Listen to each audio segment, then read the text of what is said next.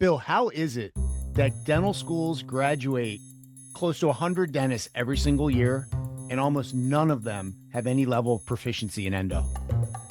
Dental school prepares us for a lot, but what's dental school not teaching us? Unfortunately, in the endo world, it's a lot. And it's not that we're not sympathetic to the fact that the curriculums are packed. We just acknowledge after many years of teaching that young dentists are not prepared to perform endo in private practice.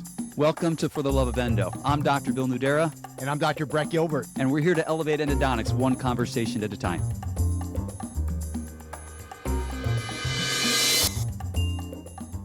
All right, so in this episode, Bill, let's dive into the fact that we recognize that dental school prepares dentists to go into practice and treat patients.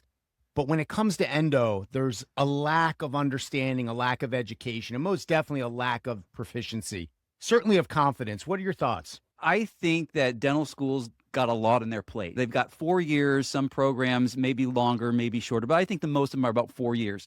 And they've got a lot of aspects of dentistry to teach the students. And endo is this one little niche of a whole huge global effort to teach a lot of general dentists everything. So yeah, something's going to suffer with most specialty, but it seems like lately endo's been suffering even more. I know at the institutions that I'm teaching at, some of these dentists are graduating with barely even doing one endodontic case, and now they're getting a license to drill. So in this episode, we're going to really be diving deep into some of those things that dental school doesn't really prepare us for, which I think that we can help. Yeah, and this is near and dear to our hearts because Bill and I have both developed our own online curriculums based on this particular need, which is to say the understanding of a lack of confidence, a lack of proficiency, and certainly a lack of excellence in what a general dentist graduating from dental school is able to accomplish, even just to get a patient out of pain. Now, when you look at the curriculum in total, it's not that they're not teaching endo,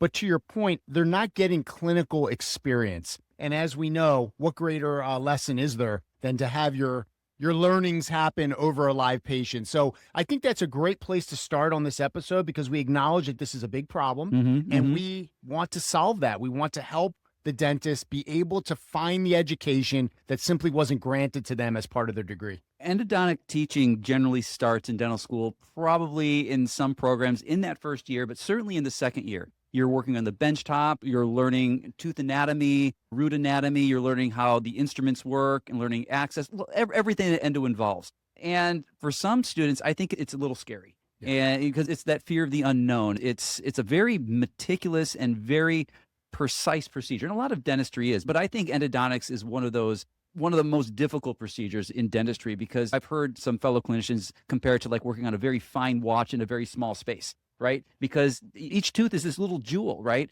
And there's so much room for things to go wrong, right? So that it becomes scary for some of these students. Yeah, and I think although there's a lot of variation in dental anatomy on the external surface of the tooth, we have to acknowledge the variation of anatomy internally is abundant. And I think that that's the hard part because if every tooth was the same, we could master that skill easily.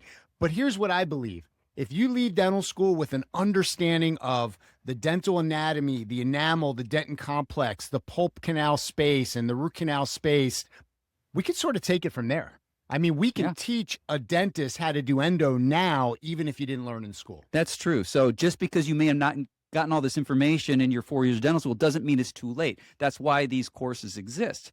Is there an avenue that dental schools could explore that gives their students more experience with dental? Like I take it back to my own dental school experience. I graduated in 1999 as a general dentist, and we had requirements. We had to do X amount of teeth and X amount of teeth types in order to qualify to graduate. And that in some programs is no longer there. Sometimes students are graduating just by doing endo on an extracted tooth, but yet they're giving a license and they could theoretically do endo on a live patient. So I think it's the onus of the doctor, regardless of what level of skill you're at, is to seek that knowledge and seek those courses that are going to give you that technique that's going to help you be successful in your clinical practice and specifically executing endodontics. And if the dental school is not giving it to you, you've got to find it somewhere else. And I believe the learning really begins when you leave dental school. I mean, it is a journey of learning from the minute you graduate until you hang up your gloves or your mask. So I think it's important. I think we've both done an admirable job of putting out opportunities to educate. And I know that through this podcast and everything else that we're building, we're going to build on those opportunities. And I think part of the problem is simple. There are accreditation requirements for specialty programs that require enough education and clinical experience that you can graduate specialists. And because of that, a lot of the cases that would normally be done by an undergrad are simply done by postgrad. So how do we close that gap? How do we create opportunities? They're there. We just have to rethink and reimagine how dental education is delivered.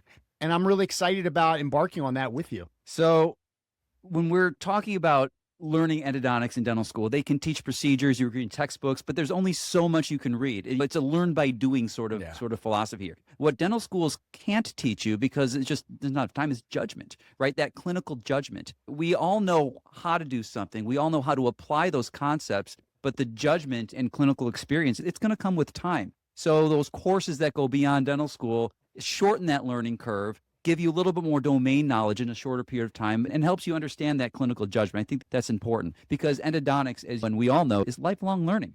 Yeah, and I got to say, even coming out of a 2-year residency program, I went straight through dental school, graduated in 01, started endo in 01, graduated in 03, and now I'm in private practice in Chicago in 2003. And in all honesty, looking back on it, probably not as prepared as I would have liked to have been. So how did I get from there to here? Fire, trial by fire, learning, reading, asking questions, practicing, because OJT, on the job training. And I'll tell you, the other thing that's so critical is the tactile feel in endo is so critical. So connecting the tip of a hand file to your brain and getting that neural connection so sharp and acute, and that only can happen with practice. I remember the very first root canal that I did in dental school. It was a canine tooth. It was tooth number 6. And I had the patient anesthetized, had the rubber dam in place, and I'm there with my high speed, barely touching the enamel. I think it took me about an hour to access this tooth. And I did it in 2 visits because I ran out of time. I think I had a 3-hour appointment, and I may have just gotten the access done in that time. I may exaggerating a little bit, but the unknown slows us down. And that's how we should be approaching things. There's no rush.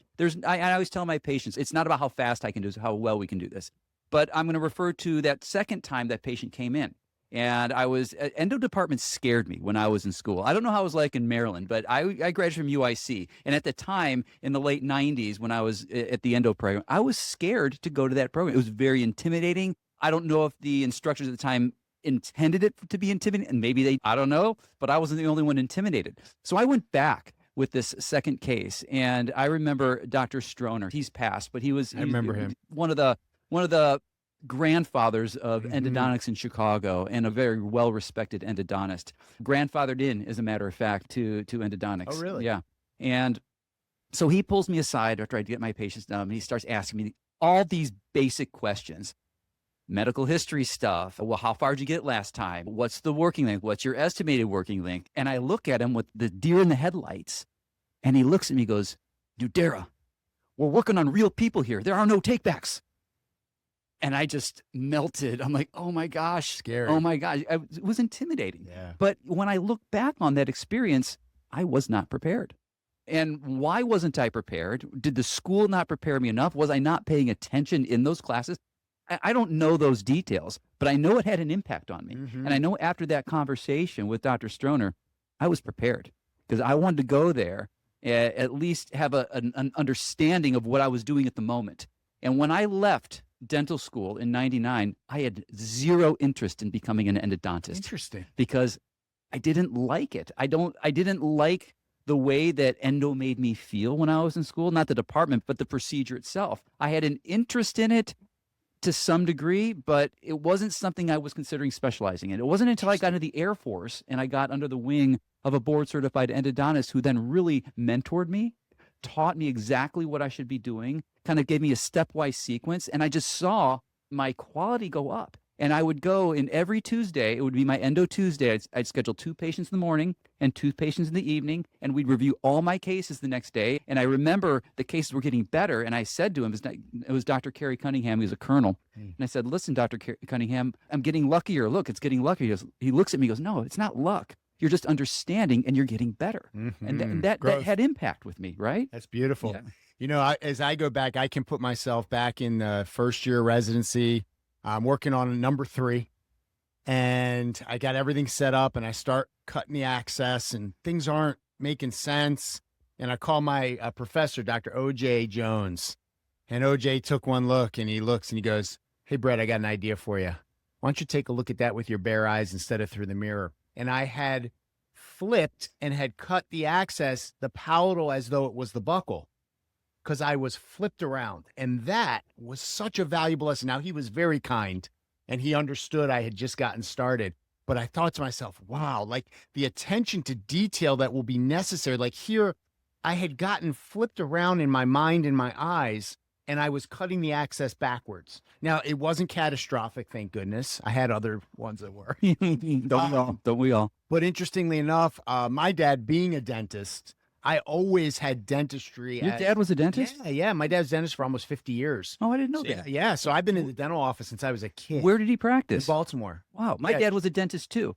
What, really? He never practiced dentistry. He went on to medical school. He was a practicing Interesting. physician. But yeah, that's Wow. We do have similar paths. We don't do. we? That's We interesting. do. I didn't mean to interrupt. Go ahead, please. It's cool. And then I remember when I got into dental school, I just wasn't like, it was like so many things. And I was like, I feel like my mind is more suited to something specific. And so my dad sent me around to all the specialists. And when I got to the endo office, my mind was on fire. I mean, he was using rotary instruments. It was still just 1997 or 1998, microscope.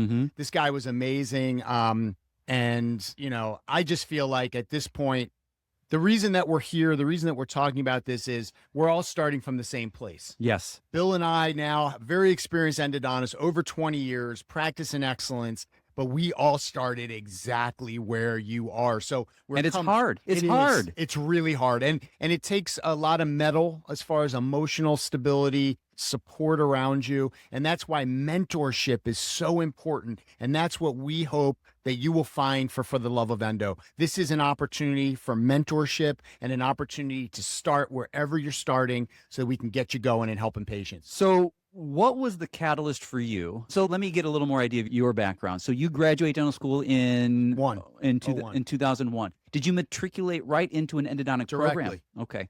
And so what was the catalyst for you to change from I'm not too confident with what I'm doing to, yeah, this is starting to become more automatic for me? What was that catalyst for you? It was the first year of private practice. I mean, I sensed that in residency as I was graduating, like really hoping I was ready, but being very fearful I wasn't.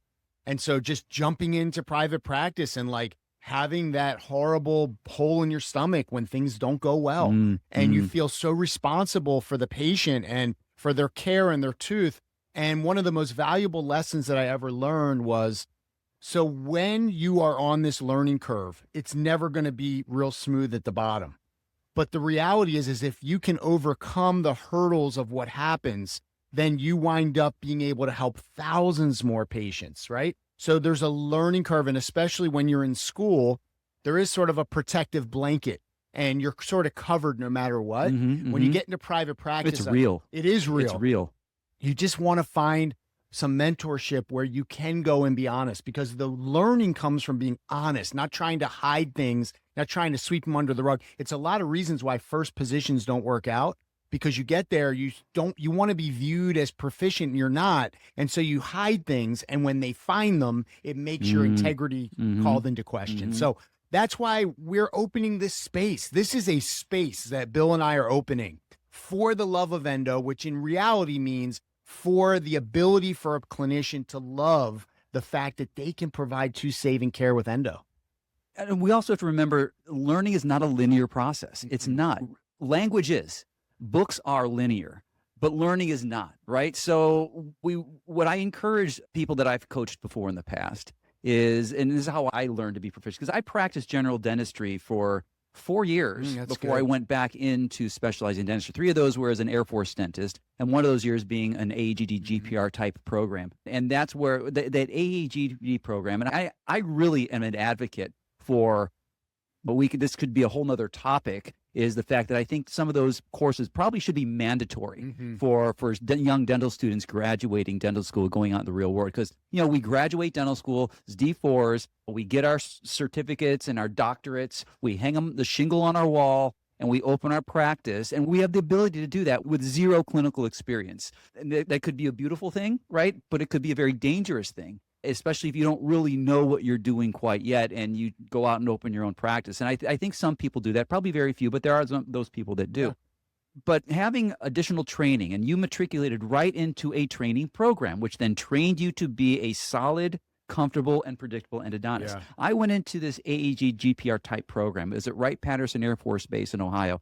I learned more in that 1 year working with every single specialist than I learned in all 4 years of dental school. And that was impactful for me. And that's when I started once I understood the concepts of what endo really was, I started thinking, this is something I really want to specialize in. Yeah. So I did try to throw my hat in the ring a couple of times with the Air Force endodontic program. Didn't work out for me in the Air Force endodontic program. And that's one of the reasons why I ended up what we call separating from the Air Force. I got an honorable discharge, and I'm thinking, okay, I'm going to go try my hand in the private practice world, the civilian world. That's what military calls the non-military, the civilian sector. Yeah. And I went out there, and I really wanted to do this. So I applied to, I think, about 15 programs, scored a couple interviews, and got into UIC. And so eventually I loved it. And I felt endo is not easy, but once you learn how to do it well, and you separate yourself from a lot of other clinicians. So even if I didn't get into endo program, I was traveling around Chicagoland area as what I called the endodentist. I was actually carting my motors around, my files around. I'd work at 4 different locations as a general dentist just doing endo, because I came out of the Air Force so strong in endo. I certainly was cognizant about my case selection. I didn't do them all, but I did quite a bit.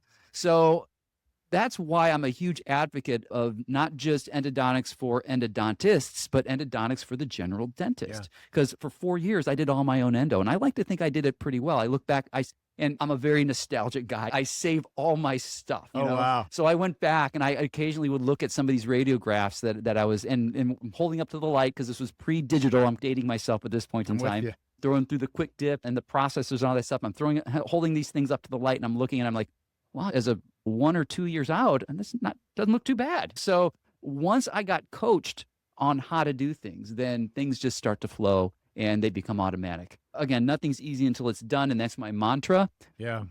But they do get more predictable. Well, I can say from my experience, and I obviously can never go back, not that I could, nor would I want to, but I do think I would have benefited from a year in between. How so? So like something like a GP, like what would be cool is if there was some way where it's like you get into endo because you want it. And obviously it's such a challenge now. It's so much more competitive even than it was in our era. But like to know that you're going to endo, but then to sort of have a middle ground, because I was very green clinically coming out of dental school. I mean, I was obviously, was top 10 in my class, all that. Like I did a great job.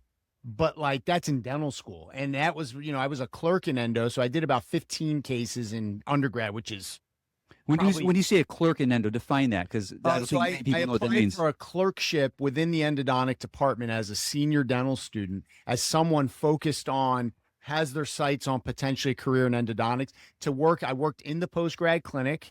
I was able to do additional cases and get feedback and get tutoring, which was really, really helpful, and probably is what allowed me to sort of get into the program, which I don't know how I did it, but I talked my way into it. Dr. Dumpsha, I love you. He's no longer with us, but one of my greatest mentors in my life. And, you talked about being intimidated by the endo department. It was the opposite for me. Ours was super welcoming. Like Dr. Dumpsha was this stud of a guy, just the most logical, clear thinker, could express his thoughts so crystal clear. And he made very complex concepts and ideas feel very simple to us. But yeah, I would have loved to have been able to get into an AGD, only for the fact, like you said, different level of mentorship there. It's all clinical. 100%. Yeah. 100%. And not only And I don't, and every GPR program, and I did an AEGD specifically. They called it in the Air Force, they called it AEGD. What did I just call it, an AGD? No, Oh, okay. they're both like a GPR. Is well, what they're I the meant. same. Well, the Air Force had one that was AEGD/GPR. So it was they combined them both together. And there are and so when you apply for military, because I worked as a military dentist for 3 years, when you apply for a military dentist, what you do is you sign up. I signed up in my second year in dental school. A couple advantages to that. Number one, they help pay for tuition, so you can leave school debt free. Big deal, especially in today's times. Wasn't really thinking of that, but it certainly was a benefit. But you don't automatically get assigned to one of these advanced education dental programs or a GPR or anything like that. You still have to apply. So the application pool, even within the Air Force program, is steep. They only have X amount of slots for probably 4 to 5X times people applying for those slots. You still qualify with your academics. You had to put an application together, you write an essay, just like going to any other program, you have to apply to this. So I didn't realize that when I signed up. I thought the recruiters, they just want you to sign up. So, oh, no problem. We're going to get you in one of these programs, all that good stuff. But so you sign up for the military before you even know you're in this program. So fortunately, I was able to get accepted to a program at Wright Patton. There's a handful of these all over the country. And these programs are associated with military hospitals. So you are exposed to a lot of really cool stuff. Now, the flip side to that coin is if I didn't get into that GPR program, I still would have had to have been a military dentist, but I would have been on what we call the amalgam line, meaning you're just stuck in an operatory, just doing amalgams for the people that are deploying all the time. You're limited. You can do some pros, you can do some crown and bridge, but you're basically just doing amalgams. Drill and fill. And I've had some colleagues, some friends of mine that actually went into the Air Force in my year, in my cohort, that didn't get that program, and our experiences were very different. I had a fantastic experience because of the education I got. So the military is a really great pathway, but some experiences may be a little different. But it's that core program that really set the stage for the rest of my education. And you make a really good point. Let's say, and if any endodontic educators and programs are listening, maybe we design a program like a funneling program to put candidates that are interested in endo into one of these AEGD programs to really help hone their general dental skills. Because one criteria that I think that I still use today is my restorative skills that I've learned for the 4 years when I was out there. Huge part of endo now. It is big because we call ourselves endo restos. Yeah. We do a lot of post and cores. Yep. We do a lot of distal marginal elevations. We do a lot of restorative work. In fact, I work with some referring doctors that expect me to put that final restoration on, and I'll have prepped margins for some of my docs before. So all I have to do is to maybe refine it a little bit and take that impression. Beautiful. All right. So there is an advantage to doing this. Yeah. I like that idea of a farm program, like a farm team. Like, just like in sports. And maybe it's just incorporated in, I mean, certainly at this moment, restorative work needs to incorporate back into endo residency because, as you said, there is an expectation, and the reality is it's not just an expectation like as a referral relationship. We know that this is better for the patient when the access is restored, however that looks in the moment of the treatment. So but hey, let's jump in. Let's make this fun. Obviously, our stories are important to share, but I noticed there, Bill, on your screen, we have a couple little bullet points, and one of them that I really was getting excited about was a case that didn't go as planned. I've never had that. Never had that. And I want to share a situation that I had because surgery for me was one of the biggest challenges because we didn't get a lot of experience. Do you do a lot of surgery now in private practice? Now I do. Okay. Now I do. But getting out, graduating 2003, all the Andreasen literature was always retreat, and then surgery comes if it doesn't work. That was sort of what the literature led us to. And so we were retreatedonists. I mean, I literally retreat anything. I got really good at retreatment. But when surgery was needed, my heart rate was just pounding. I was so nervous, and I had a couple bad experiences, and I want to share with the audience just because I think this experience relates to how you might feel even just doing endo on number 8 with a carious exposure even, right? But I was doing a surgery on number 6. I was in my probably first 6 months of private practice. Obviously, it was a long tooth. I said, I'm going to do it. I pumped myself up. And when push came to shove, I actually got through the procedure, okay? I accomplished it. I sutured, which also made me nervous, didn't have a lot of suturing instruction.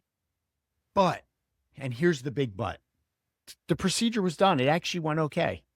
But my assistant at the time had been sort of freaked out by her feeling my nervousness and shared it with the other assistants, who shared it with the other doctors in the practice. The patient also was freaked out because what had happened in this experience, which was a defining procedure for me, was to acknowledge that, and you say it really well about separating science and emotion, right? But the reality is we have to have mastery of ourselves to be able to function through the thoughts and the feelings without expressing that or leaking it to the room. And that's one of the biggest things about why you want to practice and why you want mentorship, is because it's not just the technical ability. I did that. I accomplished the APICO, followed up a year later. It was still there. It was still good. But what it taught me, and again, this is the point, they're all teaching us. Every experience is teaching us. It taught me that I have to regulate my emotions better. I have to exude a level of confidence no matter what. And this is where I believe a lot of dentists lose their confidence, because they're able to get through a procedure, but not without protecting the environment. And so I hope that through our mentorship, and this is something I teach a lot, which is your own regulation of emotions, your ability to work through problems with a smile on your face, right? With a calm energy, is so key to success in private practice. And I was lucky to learn that early on, because it was a defining moment where I acknowledged I need to do a better job of how I show myself up in the operatory, regardless of what's happening at the chair. You ever see that, and I may be dating myself again here, that old Right Guard commercial, never let him see you sweat? Yeah, there you go. That's not around anymore. And I say that to the residents. They look at me, what are you talking about, Dr. Nudera? But yeah, I think about that every single time. That commercial obviously impacted me. And it was a deodorant commercial advertising antiperspirants and things like that. And the crux of the commercial was, when stress is at its peak and you're sweating, you want to stay calm on the outside. Yeah. That whole analogy of the duck just going on the pond, but underneath the water, his feet are going like this and like this and like this. That's going on inside of us during these new experiences, these new procedures. Anytime we step out of our little comfort zone, we get that sort of sensation. And that's a good sensation. That keeps us in check. If we didn't feel that way and just felt like, well, it doesn't matter what we do, then do we care about the outcome? So that's the mark of a good dentist. And I don't care how many times you do that same procedure, there's still times. There are still times where I have a case that's sitting in front of me and I'm sitting there with a big smile on my face. How am I going to do this? But the difference now is I've got that big smile on my face, and that confidence exudes no matter what I'm thinking about how challenging this is going to be for me. That patient needs to know that I'm the right person to do that job. Yeah, it's a roller coaster. Even now, 23 years in, where you're like, I'm good. Oh no, am I not? Oh, I am good. Oh, and you're up and down. And then at the end, everything is good, right? But I think the important part of this conversation is yes, we need to have that mastery in the operatory where we're smiling, but we also need to step back away from the operatory and have this conversation that no, we're not like completely calm inside and everything is always perfect. We are riding that emotional wave also. We've just attained some mastery of ourselves. So how do we do that? How do we actually control that mental the process of overthinking things? Because sometimes we do that too. Yeah. We get so much in our own heads that it can actually affect the procedure itself. I know you talk a lot about that little niche of dentistry. So do you have any techniques that you can share that could help people rein themselves in to actually, it's not going to make the procedure easier, right, but to get them mentally through the procedure easier? Yeah. So a lot of it is the typical things, is making sure you're breathing, right? Remembering that you can work your way through this. I call this critical thinking. Critical thinking is seeing the steps ahead, but it's a lot harder when there's water in your eyes, right? And so when you're stressed out, you start to make, decisions that aren't as clear. And so, just getting mastery, just remembering you set the tone in the operatory. So if that means you need to put a little medicine in the tooth called H2O and step out of the operatory, go into the bathroom, catch your breath, get a game plan. Maybe that game plan is, I better close this tooth. I'm not feeling it. Because Bill, I'll admit to it. There are days I get to the office, I start working, I'm like, ooh, this is not my A game right now. Now I can ramp it up and I can push myself forward. But if you don't have a lot of experience, you have to acknowledge that sometimes it's better to just attack this on another day versus trying to grind through and making a mistake. There is something magical about a second visit, by the way, something magical about a second. Let me separate a couple of procedures here. When you're doing surgery, you can't just, well, let me just pick up and do another step. When you cut the tissue, you're committed to using that tissue. All right. So I'm going to separate that procedure from maybe a non-surgical root canal treatment or just retreatment. In those cases, so my first 4 years, I opened my own office. I opened my own practice in 2006, and I opened it with a partner. And we opened up in a community that nobody knew who we were, right? So we got a lot of, we called it endodontic garbage, because there were endodontists that were all over the place. We opened in a very saturated area. So we were only getting cases that nobody else really wanted to see. And being young, eager dentists, we graduate dental school, we graduate endodontics school, and we say, we can save the world. I can save every single tooth that comes in my office. And that confidence is great, but that's not actually true. But the attempts were made. So I think we had well over 80 to 85% of our cases in the first 4 years were retreatment. And you get blisters on your fingers, your arms hurt, your shoulders hurt because you're trying to figure out your posture. And retreatments are hard. Oh. They're so hard. But the better we got at retreatments, the better we got at learning what not to do and the regular treatments as well. But we called ourselves the endodontic garbage can for the first 4 years. I'm kind of digressing a little bit. My point of this conversation is because of that, most of our cases were 2 visits. And it allowed us more time. And all my treatment appointments when I first opened were 2 hours. 2 hours. I'm doing them now all in 2 visits. Right. So now we're looking at 3 to 4 hours that I'm spending my time treating a single tooth on a single patient. And what I learned from that experience is, number one, the magic of the second visit. You see things different. You see things with fresh eyes. So I know, although the expectation in our current practice model is we want to strive for efficiency, getting the patient done, and speed, but it's not about speed. It's not about how fast we can do things, about how well we can do things. So a lot of these conversations about how we're approaching these things should be baked in to our consultations. So don't promise the patient at the consultation, even if you're doing what we call a meet and treat, meaning you meet the patient for the first time and treat them the same day, give yourself an out. Say, listen, I'm going to do my best I can to get as far as I can in this first step. And if we can get all done today, great, we'll get it done for you today, Mr. or Mrs. Smith. However, there may be a circumstance that may prevent me from finishing that. Not because I don't want to, but because we shouldn't. So we always have to have the possibility that this may be more than one visit. So if you say that at the outset, and then if you finish it in one and you do a good job in one, great, you're a hero. But if you don't,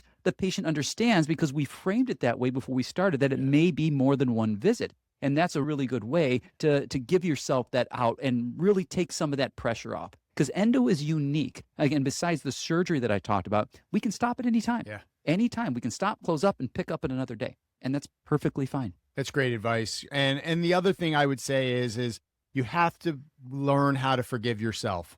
You have to allow the fact that we're not perfect.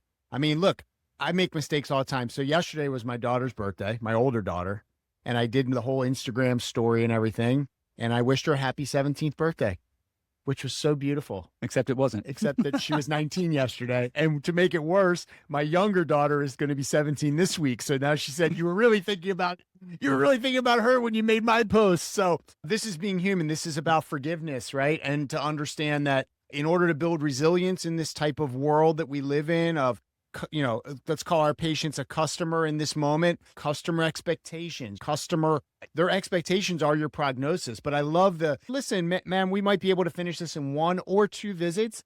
And when it turns into 2 visits, you say, yeah, you know what, Mrs. Jones, I just want to let you know, we are going to have you come back. I know it's not real convenient, but of course, I just want to make sure that this turns out as great as possible for you. And if it requires some extra time, I'm more than willing to give that to you.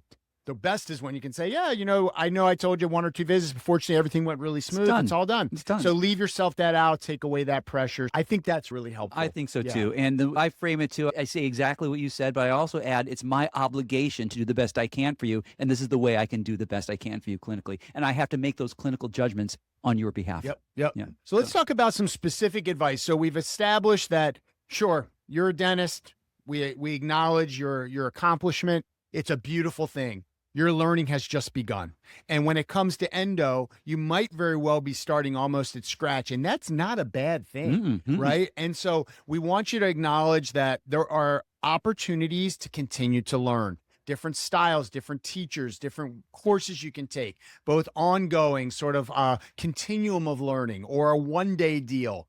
Finding mentorship that helps you, and ultimately recognizing that you're kind of building from the ground up, but the foundation that you build is so valuable, not just monetarily, which it is, right? When you can, and Bill said, look, 25, 30% of endo is done by specialists. That leaves a tremendous opportunity for the GP if you can step into it with confidence and in understanding that you're not just doing this for production, you're doing this because you can help a patient, and while doing so, increase your production. So there's a lot of value to going through what in some ways is a painful process of becoming proficient in That's endo. growth. That's growth. And we're saying that because between both of us, we have mentored and coached hundreds of general dentists who now are general dentists practicing endo confidently, and general dentists that are training to be young budding endodontists. Yeah, so we're absolutely. seeing it from both sides, and we see these results of the consistency and how well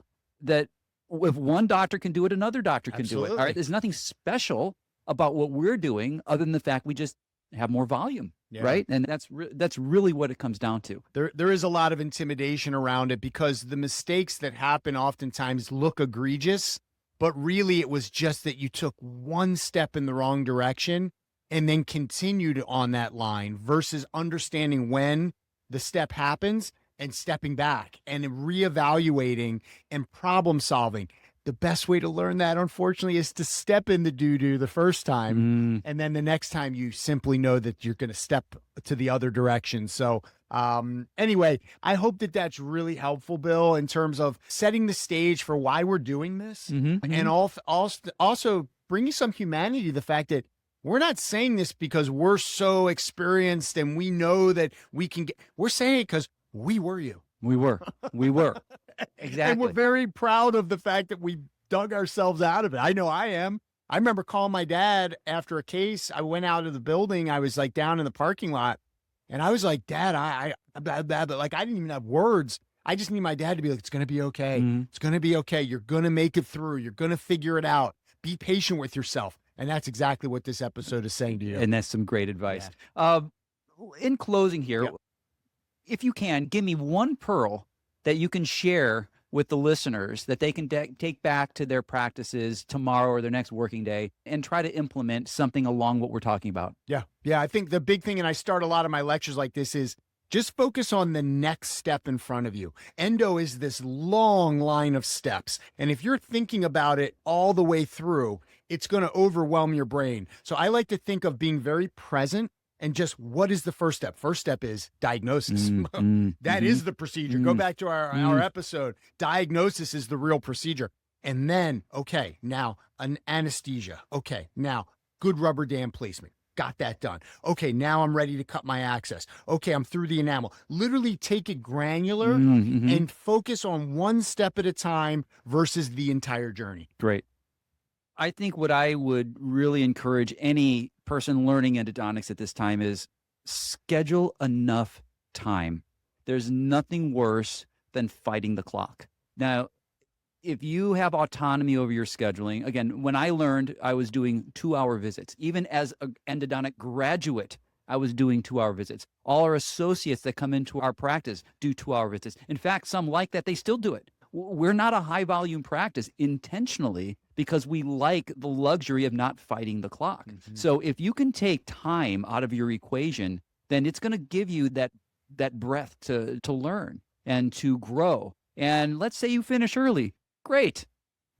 Have a cup of coffee, right? Yeah. Have a cup of relax, gear up for the next case. So time is something that we just don't want to fight. So when you're learning, make sure you have plenty of time to learn in that time frame. Yeah. So And that's great mentorship too, to create that space for a new associate to grow into. And I did the same thing. I started at 120 minutes. Then I got to a level where I went to 90 minutes. At this current moment, I'm at 1 hour. but me and my assistants are extremely efficient. So to me, efficiency is not the treatment. The efficiency is all the little movements and interactions in between the treatment 100%. Steps. So, 100%. yeah. Well, anything you need to say about this, or No, are we pretty good with this? I think my closing is simply, don't compare yourself to everyone else. We're not equals. We're not the same. We are all individuals. Work on becoming a better version of you each day, both in your personal life and in your clinical life, and life will be good. I second that. So I want to thank everyone for listening or watching us today, depending on what platform you're on. And I want us to keep learning, keep growing, and we want to keep elevating endodontics one conversation at a time. We'll see you inside the next episode.